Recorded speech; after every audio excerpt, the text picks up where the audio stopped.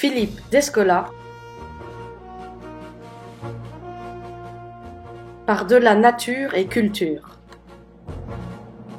La nature est une invention de l'Occident, mais la société aussi est une invention de l'Occident. Ailleurs, la manière dont des humains s'assemblent, et s'assemblent avec d'autres êtres qui sont des non-humains, prend une forme tout à fait différente.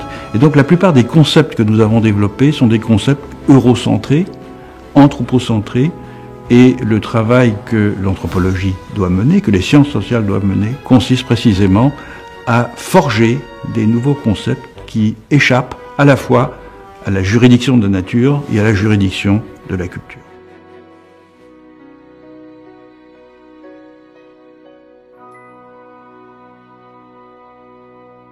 Philippe Descola est né en 1949, à Paris. Il a fait des études de philosophie puis d'ethnologie. Chargé de mission par le CNRS, il mène une première enquête ethnographique en 1976. 3 ans chez les Jivaro-Achuar d'Amazonie équatorienne, dont il étudie les relations à l'environnement. C'est son sujet de thèse de doctorat d'ethnologie qu'il soutient en 1983 sous la direction de Claude Lévi-Strauss. Il a enseigné une anthropologie comparative des rapports entre humains et non-humains dans les villes de Quito, Cambridge et Paris à l'EHESS, et plus généralement un peu partout dans le monde en tant que professeur invité et conférencier. Aujourd'hui, il est prof au Collège de France depuis 2000 dans la chaire d'anthropologie de la nature. Il publie un premier livre en 1986 sur l'étude des réseaux de sociabilité entre acteurs humains et non humains dans l'écologie des Indiens Achuar de Haute-Amazonie.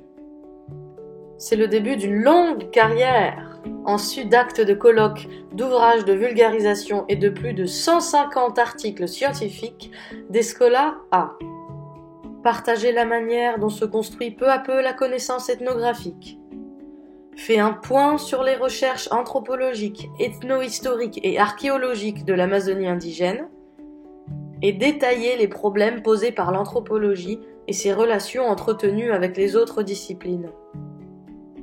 Philippe Descola est clairement une figure majeure de l'anthropologie américaniste, et il a reçu, entre autres récompenses, la médaille d'or du CNRS en 2012. Par-delà nature et culture est une œuvre majeure, traduite en 10 langues. Elle tente en 5 grandes parties de dépasser le dualisme entre nature et culture. La première partie est consacrée à démontrer la thèse selon laquelle la manière dont l'Occident moderne se représente la nature est la chose du monde la moins bien partagée. Descola montre à travers différents exemples du monde entier que la nature ne s'oppose pas à la culture, mais au contraire, la prolonge et l'enrichit. Chez les Achuar d'Équateur et les Macunas de Colombie, par exemple, toute réussite, toute bonne entente dépend des relations de connivence que les humains réussissent à établir avec une grande variété d'interlocuteurs humains, mais aussi non humains. Les êtres de la nature sont de véritables partenaires sociaux et prennent part à des dialogues issus d'une sociabilité subtile. Les animaux vivent en communauté comme les Indiens. Ils peuvent se convertir en humains, ils cultivent des jardins, ils se déplacent en pirogue, ils s'adonnent à des rituels tout aussi élaborés que ceux que les Indiens, sous la conduite d'un chef, et on comprend que leur forme visible n'est donc qu'un déguisement.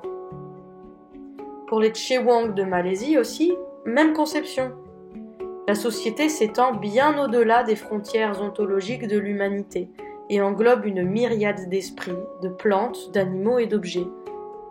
C'est-à-dire que non seulement les distinctions entre nature, surnaturelle et humanité n'ont aucun sens pour les Chewang, mais la possibilité de découper le réel en catégories stables devient elle aussi illusoire, puisque l'on n'est jamais assuré de l'identité de l'être à qui l'on fait face.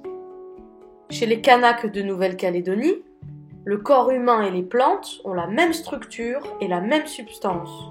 Même tissu, même croissance. La continuité matérielle entre l'humain et le végétal n'a rien de métaphorique. Et enfin, pour les Kuranko de Sierra Leone, la notion de personne ne définit pas une identité singulière et stable, mais un attribut fluctuant issu des interactions avec autrui.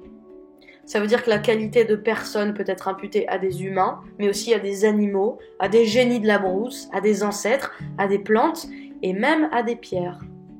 Donc, pour tous ces peuples, il n'y a pas de séparation tranchée entre l'environnement physique et l'environnement social. Descola parle de brouillage des frontières ontologiques. Puisque l'opposition entre nature et culture n'a pas grand sens, l'opposition entre sauvage et domestique ne veut plus dire grand-chose non plus.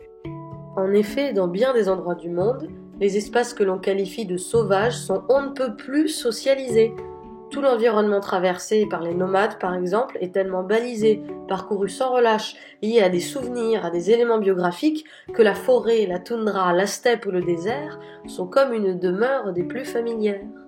Les animaux ne sont pas domestiques, mais au mieux apprivoisés, et par une série de petites continuités concentriques, la jungle n'est en rien plus sauvage que les jardins.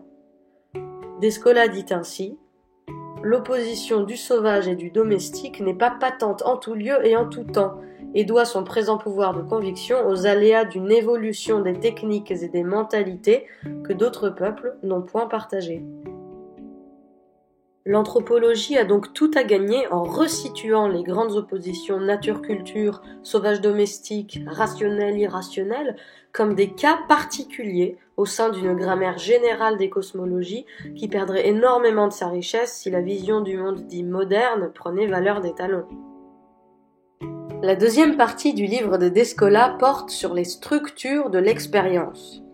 Elle souligne que, je cite, « reconnaître la contingence du dualisme de la nature et de la culture ne doit pas conduire à négliger la recherche de structures de cadrage. Il faudrait remonter vers ce que Descola appelle un noyau de schèmes élémentaires, c'est-à-dire des sortes de structures abstraites organisant les connaissances et l'action pratique de la vie quotidienne.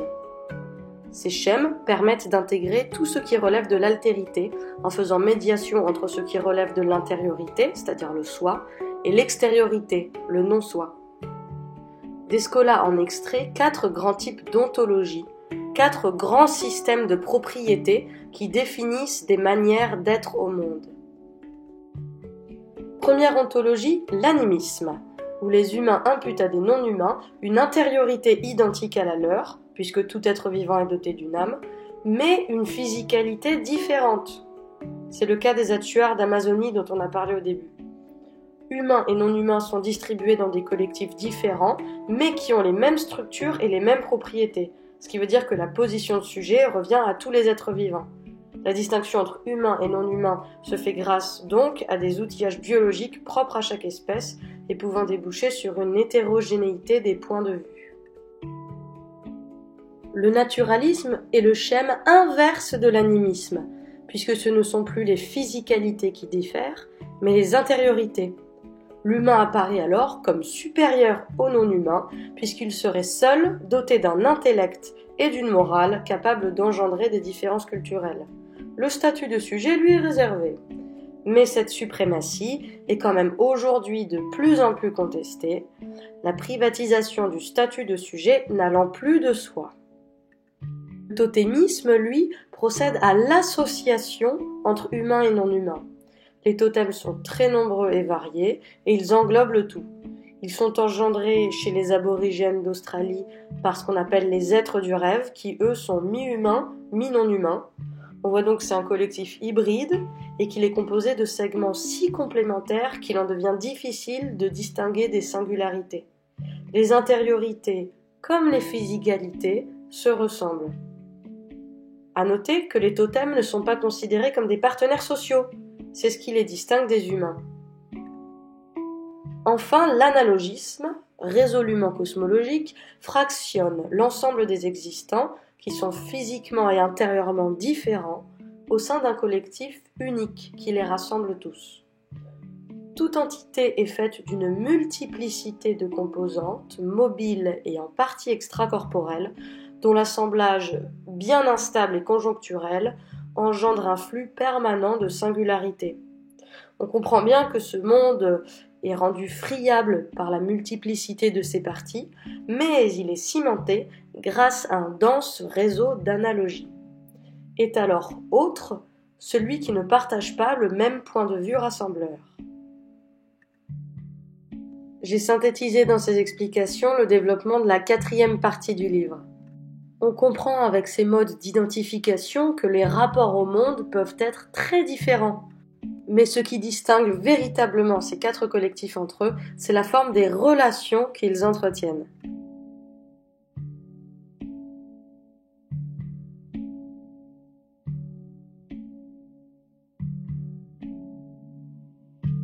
Donner, prendre, échanger sont 3 relations qui autorisent la réversibilité parce que les protagonistes sont situés au même niveau ontologique, alors que produire, protéger et transmettre sont 3 relations toujours univoques, irréversibles car se déployant entre des termes hiérarchisés.